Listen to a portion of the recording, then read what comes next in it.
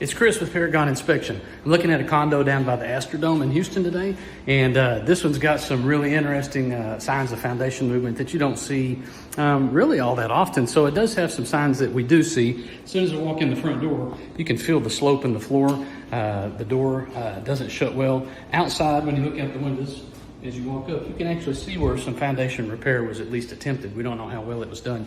But some other signs of movement that's well, it's pretty significant, and you know, it's not something you see every day. These windows are being put in such a bind, they're out of square by movement in the structure, that they are breaking in the corners. This is a small townhouse. There's only about 4 windows in the whole place, but every one of them is showing signs of breakage and stress at the corners.